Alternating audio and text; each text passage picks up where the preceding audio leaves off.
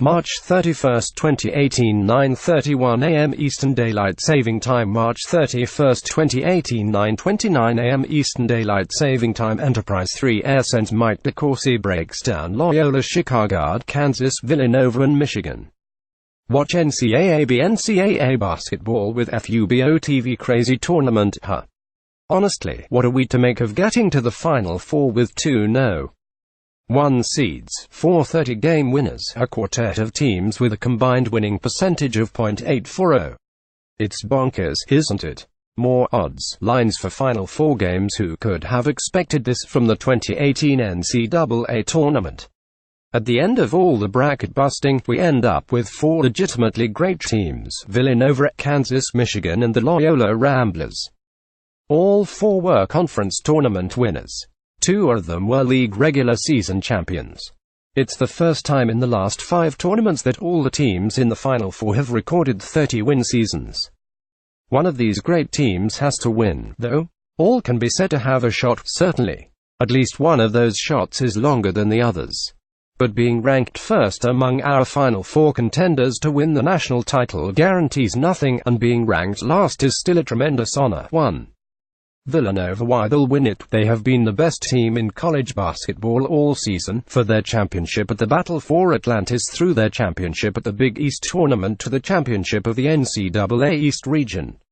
They are the No.1 offense in college basketball, and it's no great trick why that is true. They constantly are fielding 5 players who can attack, shoot and pass, and all are willing to engage in any of these activities to secure a victory.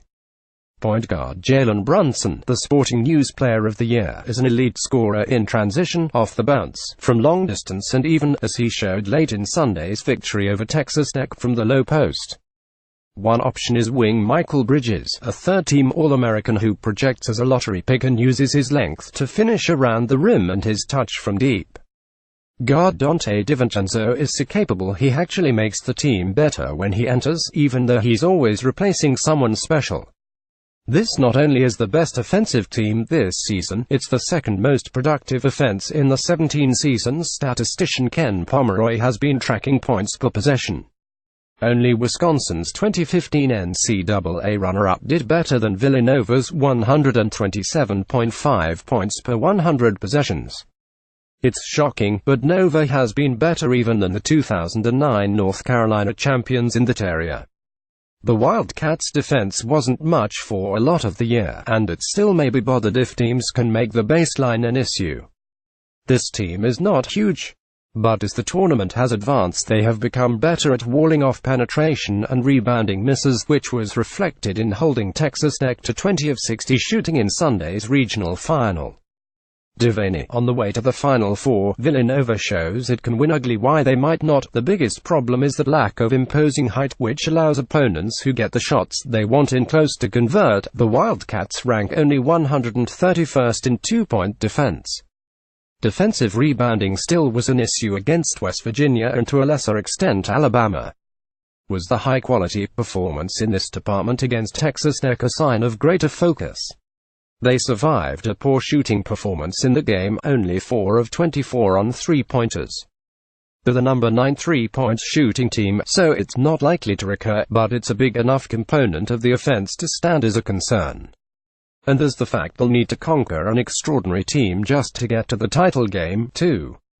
Kansas. Why they might win it? It starts with SG Malik Newman, because his elevation to an All-America level, albeit for just 7 games so far, has made what had been a sporadic attack into a lethal force.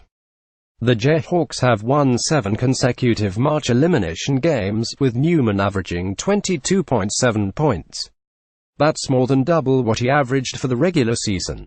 It's not really shocking that he's capable of this. Newman left high school in 2015 as one of the top 10 recruits in the nation.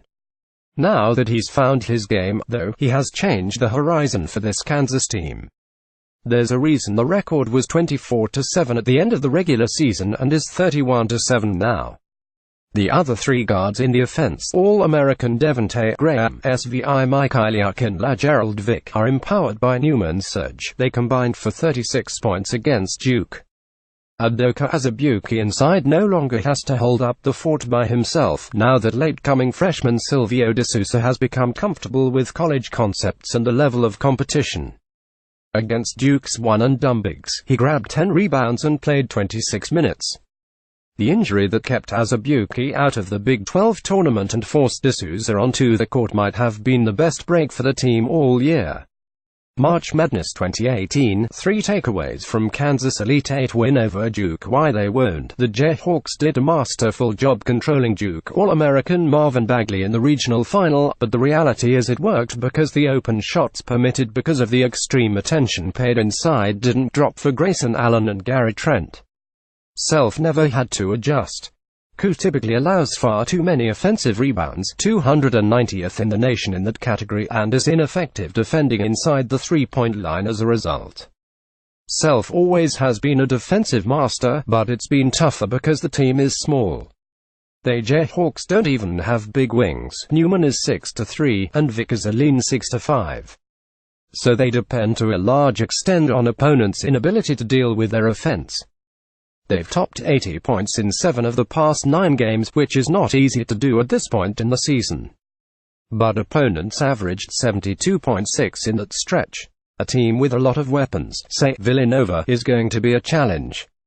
3. Michigan. Why they might win it. The Wolverines came within a few points. A defensive rebound, a 2-and-1 really tough foul call. Okay, it wasn't tough, it was flat wrong, of defeating Louisville in the 2013 championship game. That was with the number 37 defense in college basketball. Now, the Wolverines are number 3 in that department. We saw the impact of that defense in eliciting 15 turnovers from Florida State and holding the Seminoles to 31.4% shooting in the West Region Final. The improvement of that defense, with Xavier Simpson guarding the point of attack, has led to UM's long winning streak. Over the past dozen games, the only teams to cross the 70-point mark against this group needed overtime: Iowa and a whole lot of garbage time, Texas A. Center Mo Wagner remains one of the toughest matchups for opposing defenses because of his growing ability to score in the post, his proven ability to hit three-pointers, and his uncommon knack for driving the ball. Lots of guys can drive it, not many of them are 6'11". The Wolverines have a wide variety of options to generate an attack, from the beautiful sets conceived by John Beilein to using ball screens set by Wagner for SG Muhammad Ali Abdur-Rahman. The winning streak suggests Michigan is hot. That's nonsense. The variety of different teams they've defeated, and the number of different ways they've done it, demonstrates the Wolverines are a terrific basketball team. Fagan, Charles Matthews' journey from Kentucky to scout team to Final Four berth. Why they won't. This is not a flawless offensive team. It still is rated only No. 31 in efficiency at KenPom.com, and that's in part because its shooters tend to go cold at once. It was curious to see Wagner .396 and P.F. Duncan Robinson .392 go 1 of 11 from long distance against FSU. But it wasn't anything new. Was 8 of 30 against Houston in the second round, 5 of 16 against Montana in the first. The Wolverines made nearly everything against Texas A. Obviously not, or the Ramblers would not be here. They have very good players, but unlike some of the other mid-major breakthrough teams of this decade, they do not appear to have a Gordon Hayward or Fred VanVleet in the rotation. They have won 32 games because they do what is right for the moment, and they do it together. Watch how they work together to cut off dribble penetration around the foul line. There is a precise or orderly ballet to the rotations, and that is how they came to be the No. 18 defense while ranking 102nd in turnovers forced and 297th in block rate. They rarely foul. Tournament opponents are averaging only 10.1 free throws against them in the NCAAs. They give up the 15th fewest free throws per field goal attempt in Division I.